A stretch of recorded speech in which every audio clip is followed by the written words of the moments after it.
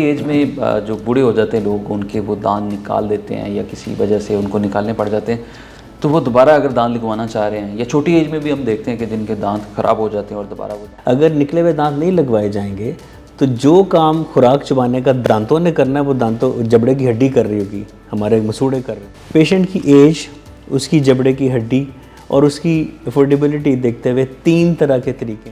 अगर दांत के सेंटर में कैविटी है तो उसको कॉम्पोजिट से या सिल्वर से जिससे भी आप फिलिंग करवाते हैं वो सेफ़ रहती, काफ़ी साल चलती, क्योंकि उसके साइड। हेलो अस्सलाम वालेकुम नाज़रीन, QAS हेल्थ में आप सबको खुशामदीद। मैं डॉक्टर मटा, उम्मीद करते हैं आप सब खैरियत से होंगे। आज हम बात करेंगे निकले हुए दांतों को हम कैसे दोबारा लगा सकते हैं। अमूमन बड़े लोग जो है जिनका दांत टूट जाते हैं या वो निकाल लेते हैं, तो उसको वो दोबारा चाहते हैं कि वो दोबारा उनके दांत लग जाएं। उनके हम तरीके भी जानेंगे कौन कौन से तरीके हैं। तो इस वाले से हमने मदऊ किया है डॉक्टर इमरान ज़िया, जो हमारे साथ मौजूद हैं, और ये कंसल्टेंट डेंटल सर्जन और इम्प्लांटोलॉजिस्ट हैं। आइए वेलकम करते हैं डॉक्टर साहब, बहुत शुक्रिया फॉर द टाइम। बहुत शुक्रिया आपका। डॉक्टर साहब, बड़ी एज में जो बूढ़े हो जाते हैं लोग, उनके वो दांत निकाल देते हैं या किसी वजह से उनको निकालने पड़ जाते हैं, तो वो दोबारा अगर दांत लगवाना चाह रहे हैं, या छोटी एज में भी हम देखते हैं कि जिनके दांत ख़राब हो जाते हैं और दोबारा वो दांत लगवाना चाहते हैं, तो कौन कौन से ऐसे मेथड हैं, कौन से तरीके हैं कि वो दोबारा लगाए जा सकते हैं?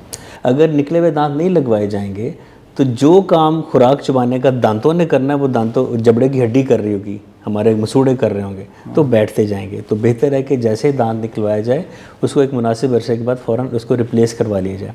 अब बात आती है कि रिप्लेसमेंट के तरीके क्या क्या हैं। पेशेंट की एज, उसकी जबड़े की हड्डी और उसकी अफोर्डेबिलिटी देखते हुए 3 तरह के तरीके हैं जिनसे हम दांतों को रिप्लेस कर सकते हैं। एक होता है डेंचर, 2, 3, 4, 5 दांत हो तो उसको हम पार्शियल डेंचर कहते हैं। पूरा जब हम जबड़ा बनाते हैं जिसको पंजाबी में बीड़ कहते हैं, अगर डेंचर बनाना हो तो उसको फुल डेंचर कहते हैं। अगर इसके अलावा, डेंचर के अलावा, इसमें थोड़े से कुछ नेगेटिव पॉइंट्स हैं। डेंचर के साथ पेशेंट को एडजस्ट करना थोड़ा मुश्किल हो जाता है। बाज़ का उनके मुंह से पानी बहुत आता है, उनको बोलने में रुकावट होती है, वो बार बार गिरते हैं, ढीले हैं, चुभते हैं, सख्त हैं। ये थोड़े से कॉन्स एंड प्रोज हैं डेंचर्स के साथ। लेकिन इसका डेंचर्स का फ़ायदा क्या है कि इसकी अगर ये हम लगा दें, हमें साथ के कुदरती दांतों को छेड़ना नहीं पड़ता। अब साथ के कुदरती दांतों को कब छेड़ना पड़ता है? जब पेशेंट डेंचर नहीं लगवाना चाहता, अब कहता है जी मुझे फ़िक्स दांत लगा के दें। अब फ़िक्स दांत की 2 किस्में हैं। एक तो ब्रिज हम बनाते हैं, सेकेंड हम इम्प्लांट लगाते हैं। पहले हम आते हैं ब्रिज की तरफ। ब्रिज में क्या होता है कि एक जो दांत निकला हुआ होता है, फॉर एग्जांपल ये दांत निकला हुआ है, तो हम उसके साथ के 2 दांतों को हम ग्राइंड करते हैं, उनके ऊपर क्राउन या कैप चढ़ता है, उन 2 के साथ जुड़ा होता है ये तीसरा मिसिंग दांत, तो एक ब्रिज बन गया। इसको हम डेंटल ब्रिज कहते हैं। इसके फ़ायदे बहुत हैं। एक तो ये दे लुक लाइक नेचुरल, पता ही नहीं चलता कि कुछ लगा हुआ है, क्योंकि हम बाकी दांतों से मैच करके हम पोर्सलिन का या सिरामिक का बनाते हैं। दूसरा इसका फ़ायदा ये है कि इनकी सफाई बहुत आसान है। जैसे हम आम दांतों को ब्रश करते हैं वैसे हम ब्रश को भी साफ़ कर लेते हैं। बट इसका एक थोड़ा नुकसान ये है कि एक निकले हुए दांत को लगाने के लिए आप 2 कुदरती दांतों को सेक्रीफाइस करते हैं, थोड़ा सा उनको ग्राइंड करते हैं। ऑल्दो कि जितना ग्राइंड करते हैं उतना ही थिक ऊपर ब्रिज बन जाता है, थिकनेस आपको रिस्टोर होगी, लेकिन एक नेचुरल टिश्यू लॉस तो हुआ ना। इससे बचने के लिए एक नई ब्लेसिंग एक हमारी डेंटिस्ट्री में इंट्रोड्यूस हुई कुछ साल पहले, जिसको डेंटल इम्प्लांट कहते हैं। इम्प्लांट टाइटेनियम का एक स्क्रू होता है, जिसको हम जबड़े की हड्डी में हम पहले हम एक्सरे लेते हैं पेशेंट का, और अवेलेबल बोन के मुताबिक हम डायमीटर लेंथ उसका एक हम इम्प्लांट सेलेक्ट करते हैं और उसको हम ड्रिल के थ्रू आहिस्ता आहिस्ता जबड़े की हड्डी में लगा देते हैं। इसका सबसे बड़ा फ़ायदा क्या है कि इसमें साथ वाले दांतों को नहीं छेड़ना पड़ता। अब सवाल ये है कि कौन कौन से लोग इम्प्लांट लगवा सकते हैं, कौन कौन से नहीं लगवा सकते। अब ऐसे लोग जो कि डॉक्टर के पास देर से पहुंचते हैं, वो दांत लगवाया ही नहीं है, वो काम जो दांतों ने करना था वो जबड़े की हड्डी करती रही, जबड़े की हड्डी बैठती जाती है। क्योंकि हम जब बात करते हैं तो हमारा निचला जबड़ा मूव करता है और इस पर ज़्यादा लोड होता है, तो निचले जबड़े की हड्डी आमतौर पर कम होती है। अब उसके 2 तरीके हैं, या तो हम उसमें आर्टिफिशियल बोन ग्राफ्टिंग कर देते हैं, या फिर हम पेशेंट को रिफ्यूज़ कर देते हैं कि आपका नहीं लग सकता।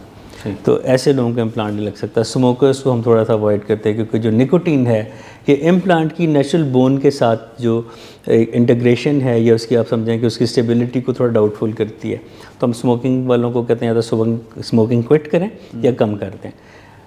ऐसे पेशेंट जिनकी डायबिटीज़ कंट्रोल नहीं हो रही होती, उनको भी इम्प्लांट आमतौर पे फिर नहीं लगाया जाता, क्योंकि वो फेलियर में आ जाता है। या तो शुगर कंट्रोल करें या फिर ब्रिज या डेंचर में से कोई एक चीज़ सेलेक्ट करें।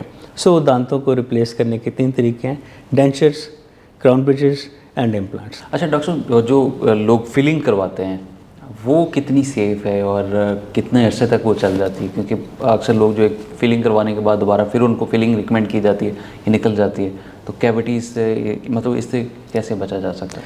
ये डिपेंड करता है कि जो कैविटी वो दांत में किस जगह पे, लोकेशन ऑफ कैविटी क्या है।